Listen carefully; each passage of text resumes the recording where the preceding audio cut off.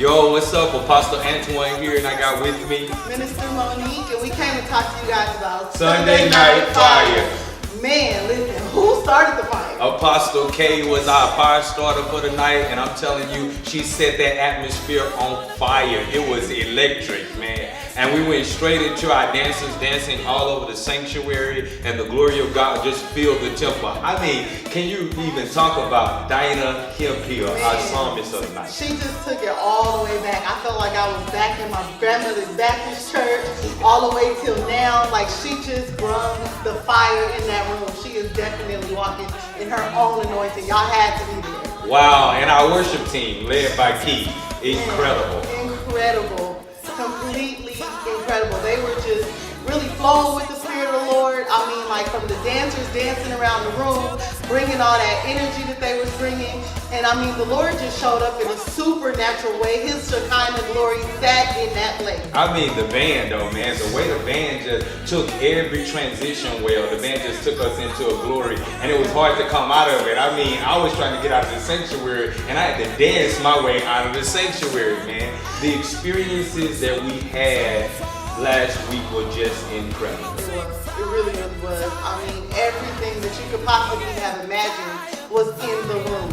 I mean, from people being birthed out, people being delivered, it was all there. Like, the level of restoration, man, you can feel restoration in the room, because restoration has a feeling just like it has a name.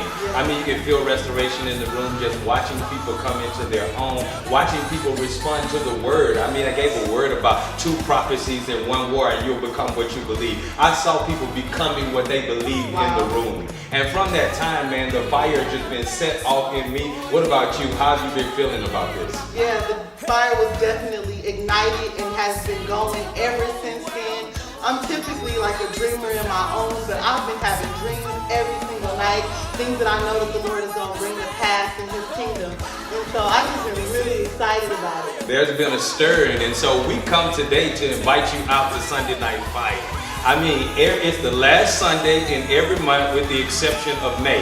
May, it is May the 22nd through the 24th, I believe it is. That's right, we're going to be hosting convocation that week, and then in the process of that, we'll have Sunday Night Fire on that ending Sunday night. So we're excited about that. We hope that you will come out. If you decide that you want to bring your worship team, your dancers, I mean, if you want to be a part of this, you can always inbox us and let us know, because we're looking to facilitate unity in the community.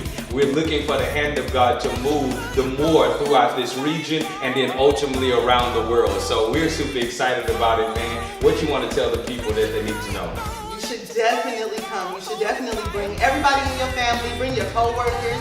Just come opening your heart, expecting to receive something from the Lord.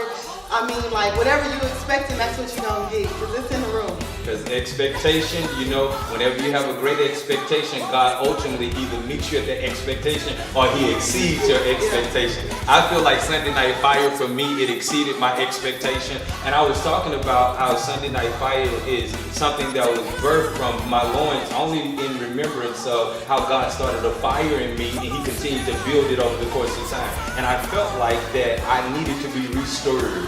And man, when I tell you, I felt like it went back to when I was younger, when I first received the fire of the Holy Spirit. And ever since then, man, I've been burning. I've been looking, like you said, you've had dreams.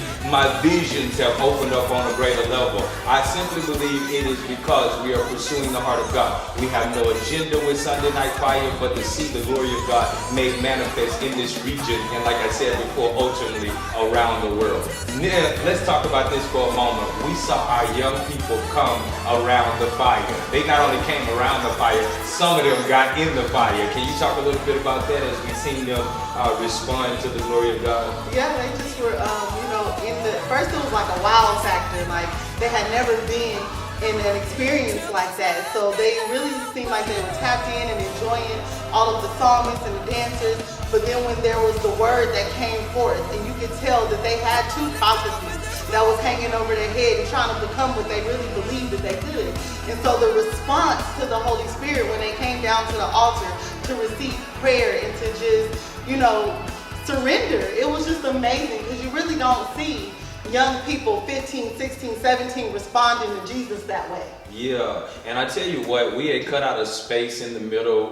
We kind of took our sanctuary and turned it kind of into a birthing room. We had a space that was set out for our dancers to be able to kind of like sit down and just prepare themselves. And we realized that that space was there for people to lay out in. Yeah. And so even if possibly, you know, you've been going to church and it's been an incredible word, you've had an incredible time with your leaders and they've been imparting into you, it's something to be said when you have the opportunity to travail and just lay out before God. Spend some time in the presence of the Lord. And so we carve out about 4 hours, and we're not there the full 4 hours, but we carve out those 4 hours for you to have that time to spend it, not rush. Because we live in a generation now that rushes you to hurry up, get in the presence of the Lord and get out. So we have created Sunday Night Fire, or we really, I won't say we created it, God created it and we launched it. We launched Sunday Night Fire for the purpose of people coming into an environment to be refired, to be refueled, to be revived, and to be reignited. And we've seen that, and we're expecting to see more of that as the days go on. I mean, my team itself have been on fire since we launched this. And so this has been a blessing to us. And this is what lets us know that this is of the Lord and not of us, because of what it's done for us and in us. Yeah. It was greater than me and greater than a vision that I could ever even ask, think, or imagine. And now we've entered into a place where not only that, but can you talk about the testimonies that we've had come in where people have been blessed even financially? Can you talk a little bit about that? Like testimony after testimony after testimony all week long, even still to this day.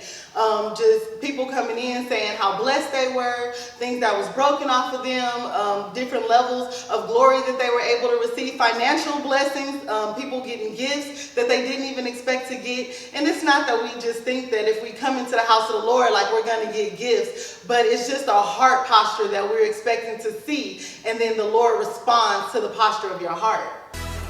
So we told you it was going to happen. It did happen, and it's happening again. So we admonish you to come around the fire, get in the fire, and be stirred by the fire. We'll see you at Sunday Night Fire.